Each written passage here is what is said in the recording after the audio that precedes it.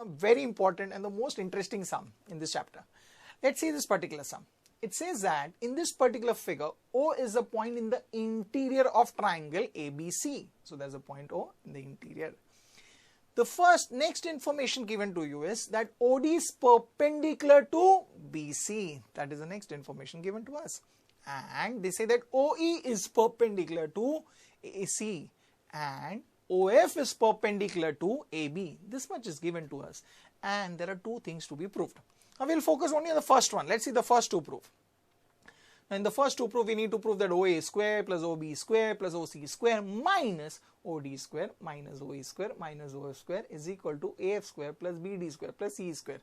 You'll say it's so very difficult, so very lengthy, but it's easy, right? We'll take one at a time.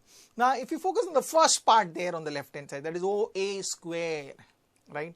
Now for that, first we need to draw OA. So we have drawn OA. Now we are saying that we want OA square. So first question is, does OA belong to any triangle? It belongs to which triangle? Tell me. It belongs to two different triangles. One is triangle AFO, the other one is triangle AEO. Let us consider one, and that is triangle AFO. So in this triangle AFO, what kind of triangle is this first of all? It's a right angle triangle. Beautiful. So tell me, how do we get OA square here? Yes, we'll get it by Pythagoras theorem. So let's apply it here. So we write that in triangle AFO, we know that angle AFO is equal to 90 degree. Why it is 90 degree? Given to us. That means we'll say that OA square, which we wanted there, is equal to, that is OF square plus AF square, and that is what we write here, and that will be our result number 1 by Pythagoras theorem. So what we are saying is we got the value of OA square. Same way. Now let's think about OB square. Same way. So draw OB. Now the next question is OB. OB belongs to which triangle? Observe, it belongs to two different triangles. One can be, that is BDO. The other one can be BFO. We consider one out of it, that is triangle BDO. In this triangle BDO, but it is what type of a triangle? Yes, it is a right angle triangle. Very correct. So here, how will we get OB square? How? By Pythagoras theorem. So now let's apply Pythagoras theorem. It's so very easy, right? So we write in triangle BDO, angle BDO is equal to 90 degree. And we know the reason why, because it is given. So when we apply Pythagoras theorem, what do we get? We get OB square is equal to BD square plus OD square. And this will be our result number 2. The reason would be by Pythagoras theorem.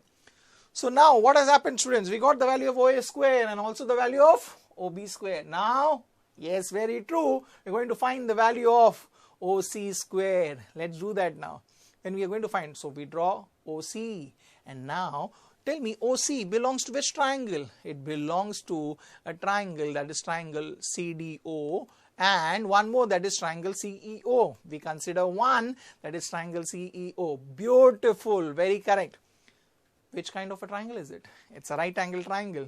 So to get OC square, what are we going to apply? We are going to apply Pythagoras theorem. So let's apply it. We write that in that triangle CEO, angle CEO is equal to 90 degree. We know why it is 90 degree. Yes, because it is given to us.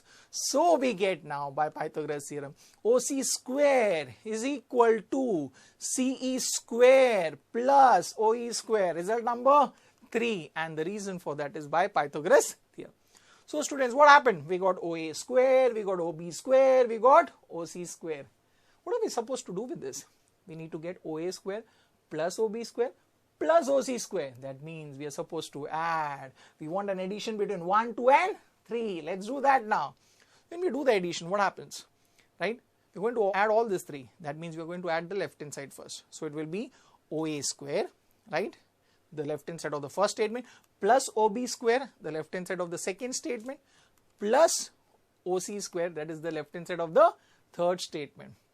Then that will be equal to, now the right hand side. Now what is the right hand side here? So it will be AF square plus OF square there, right? Plus, now the right hand side of the second statement, that is BD square plus OD square, right? Plus now the right hand side of the third statement, that is nothing but it is going to be CE square plus that is nothing but OE square. We have added all.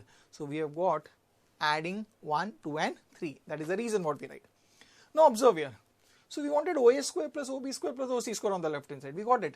Now, but if you look at the two proof, we want O minus OD square minus OE square minus OF square also. Can we get it? Yes, we can get it. If you see the left hand side, what we have right now, we have written. Now we just shift everything onto that left hand side as we want. First we want OD square, so we shift that. So this plus OD square goes onto the left hand side. What it happens? Minus OD square. Same way, I want OE square, so take it onto the left hand side. I get minus OE square. And we want OF square. Take that onto the left hand side. We get minus OF square. And that will be equal to, now what is left on the right hand side? Right hand side will be AF square plus, that is right, plus BD square plus C square. And you know what has happened? We got the first two proof. It was so very easy. It was just taking Pythagoras theorem, adding and rearranging. We got the first one. Wasn't that easy? Beautiful. Now what I want you to do is second two proof. I'm leaving you here. I want you to think on the second two proof on your own. Very similar to what we did with the first. Very simple. I'll be back.